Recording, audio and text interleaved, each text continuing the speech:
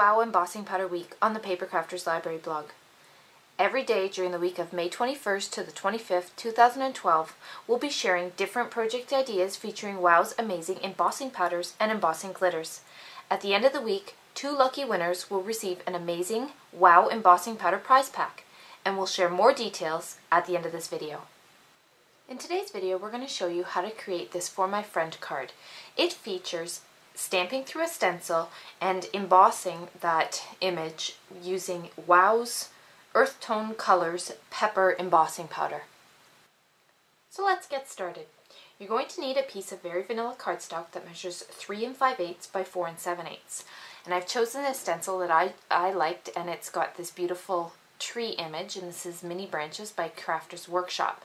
I'm going to lay this on the left hand side of my cardstock, and then I'm just using some of Scotch tapes, matte finish removable tape, and this is a great way to hold things in place.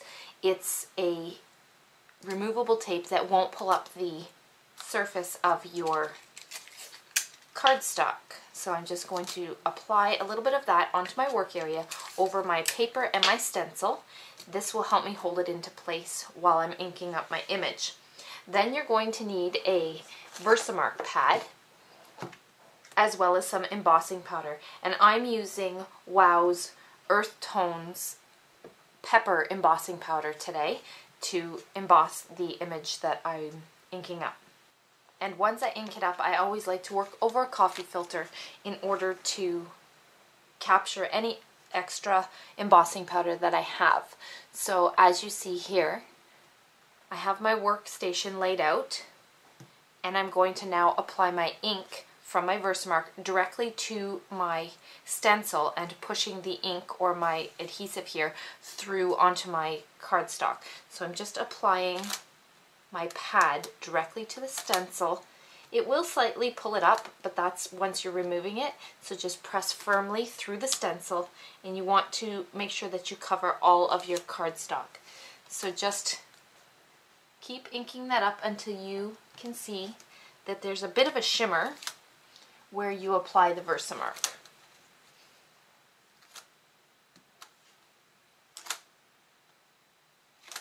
Once you have your adhesive on, you can set aside your ink pad. I'm going to remove my stencil, just carefully pulling the stencil with the tape up off my cardstock. You can set that aside, make sure you do wash that. And now I'm going to sprinkle my pepper embossing powder over top of my Versamark, and you'll see that you get the stencil image instead of a stamped image, and it leaves a very beautiful tree in this case. So I'm just tapping off any excess embossing powder. Make sure that it's completely covered.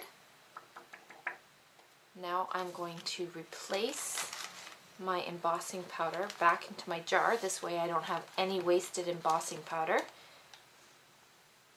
It's a great way to clean up your workstation. Make sure you don't have a messy work area. You can set aside your coffee filter as well as your embossing powder, and now you're just going to heat that with your heat tool, setting your embossing powder, and it will now reveal your finished tree or branch image. So now you can see you're left with this beautiful stenciled tree. I'm going to stamp my greeting onto the cardstock now, and I'm going to use Stampin' Up's Early Espresso Classic ink as well as one of Stampin' Up's greetings, and this is a For My Friend greeting that's found in Elegant Cheer, which is a retired stamp set. You could use whatever type of greeting you wish, and I'm going to stamp this onto my cardstock using my Stampin' which I've already inked up with my greeting. So I'm just going to stamp this in the bottom right hand corner of my very vanilla cardstock.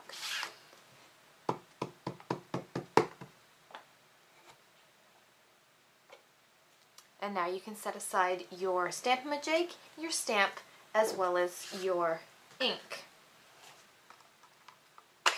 And you will notice that when you're using a stencil that you may have these areas that are sort of broken, and that's because that's how a stencil works. You need that open space to hold the image together on the outline. So I just found that I wanted to make that pop a little bit more.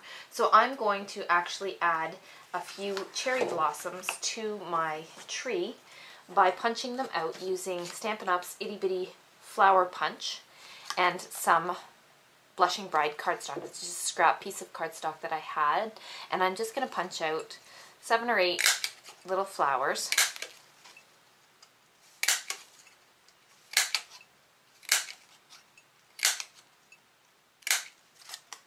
And once you have your flowers punched out, I wanted to add some dimension to these. They could be laid flat onto your tree if you wish, but I'm just going to round them slightly so you can lay them out onto a craft or a foam mat.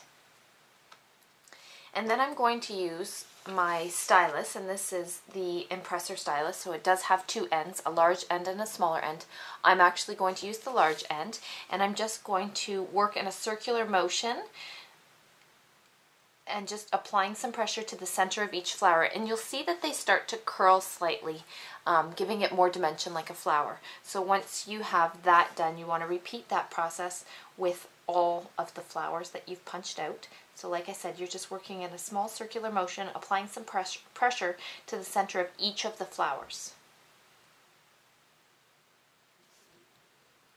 Once you have all of your flowers rounded, you're going to then use a small basic pearl from Stampin' Up, and you're going to apply, I guess these would be the medium-sized ones that they have, you're going to apply a basic pearl to the center of each of your flowers.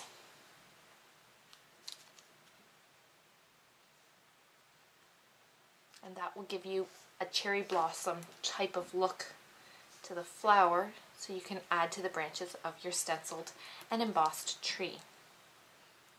So I'm just going to repeat this with all of my punched out and rounded flowers, and then I'm going to use a mini glue dot to stick my flowers to the branches of my trees. But I'm not just going to randomly stick them, I want to actually stick each of the flowers to those spaces that I was talking about a moment ago, where it looks like the stencil is somewhat broken or the branches are disconnected. You want to just make sure that you apply a flower to sort of cover those areas. So I just noticed I missed one of my flowers here. I'm going to set aside my pearls, and now I'm just going to bring in my mini glue dots, and I'm going to apply each flower to the tree with a mini glue dot.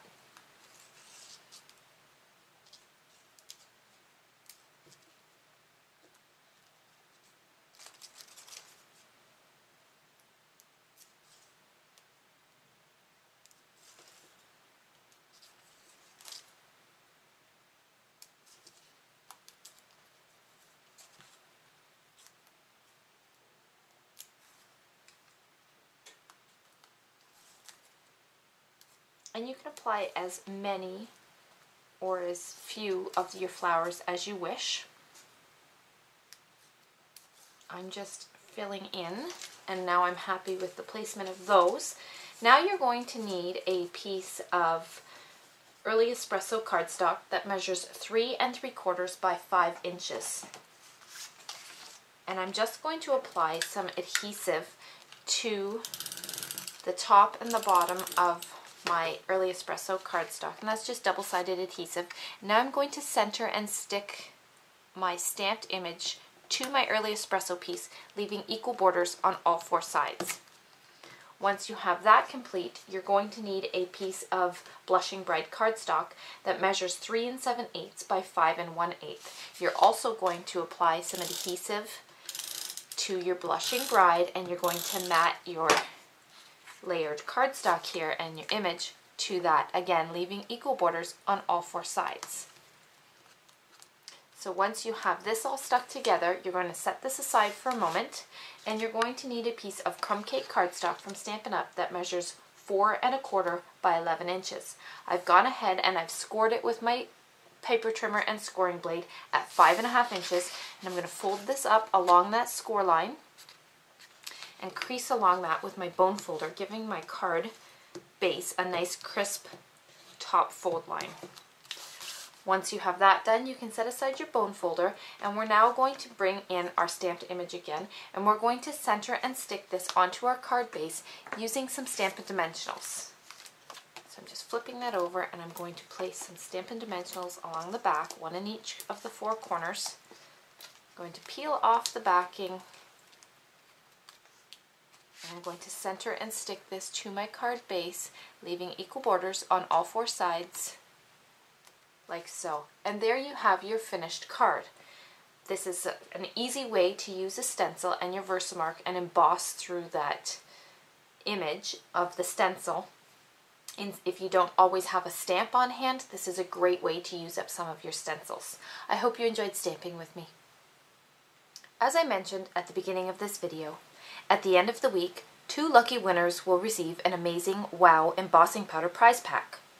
One winner will be chosen from all the comments left on the Paper Crafters Library blog throughout WOW Embossing Powder Week, and one winner will be chosen from all the comments left on the WOW Embossing Powder blog throughout the week.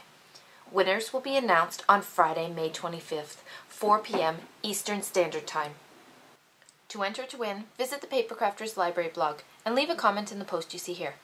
If you're watching this video from somewhere other than our blog, you'll find a direct link to this post in the video description section. While you're there, I invite you to check out the benefits of becoming a Paper Crafters Library member by clicking on the Benefits of Membership link at the top of our blog. The winner will be announced on Friday, May 25th at 4 p.m. Eastern Standard Time. Be sure to visit our blog every day this week for more great projects using WOW embossing powders and for more opportunities to win, as each day you leave a comment counts as 1 entry. See you on the blog!